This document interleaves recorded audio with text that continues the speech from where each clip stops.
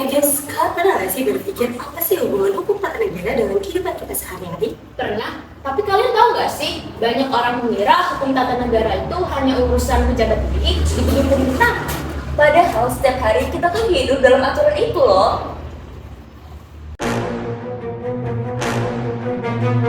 Hukum tata negara adalah aturan yang mengatur jalannya negara.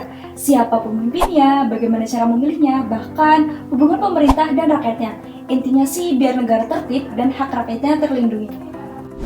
Contoh yang paling mudah terlihat adalah hak politik. Setiap 5 tahun sekali, kita ikut serta dalam pemilihan umum. Itu bukan hanya rutinitas, tetapi adalah wujud nyata dari hak konstitusional yang dijamin oleh undang-undang. Bayangkan, jika kita tidak ikut dalam aturan ini, rakyat biasa seperti kita tidak bisa menentukan arah bangsa.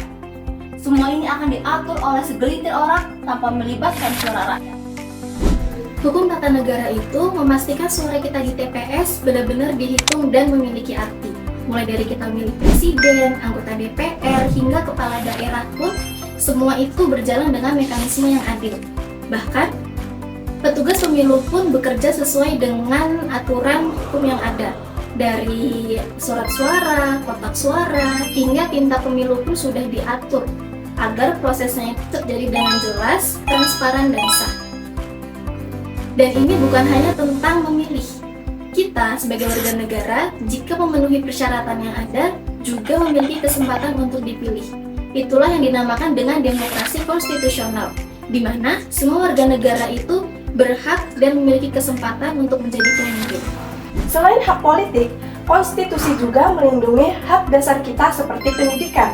Pasal 31 Undang-Undang Dasar 1945 menegaskan setiap warga negara berhak memperoleh pendidikan.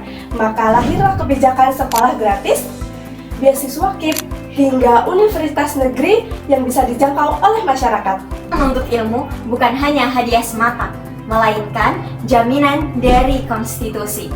Dengan pendidikan, kita bisa meningkatkan kualitas hidup dan juga berkontribusi pada bangsa.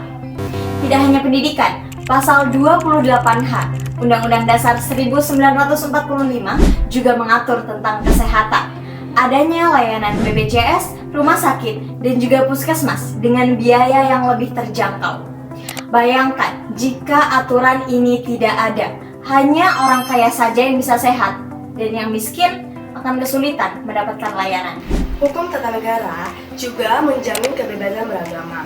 Setiap orang bebas memeluk keyakinan dalam beribadah sesuai dengan agamanya masing-masing, tanpa ada paksaan dari orang lain.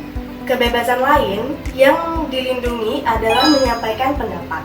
Kita bisa menyuarakan ide kritik, bahkan protes, asalkan kita melakukan hal tersebut dengan damai dan juga bertanggung jawab.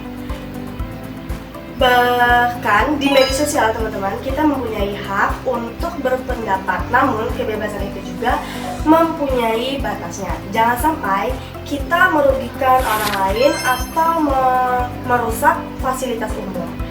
Nah, disinilah hukum tata negara menjaga keseimbangan antara hak individu dan juga kepentingan bersama. Dari sini kita bisa lihat bahwa hukum tata negara bukan sesuatu yang jauh dari kita. Ia hadir dalam berbagai aktivitas, dalam beribadah, belajar, berobat, hingga ikut dalam pemilu. Semakin kita sadar akan isi konstitusi, semakin kita sadar akan hak dan kewajiban kita sebagai warga negara. Hukum tata negara adalah suatu kunci hak dan kewajiban kita. Mari melek konstitusi agar Indonesia semakin kuat dan demokratis. Hukum tata negara, Kunci hak dan kewajiban kita.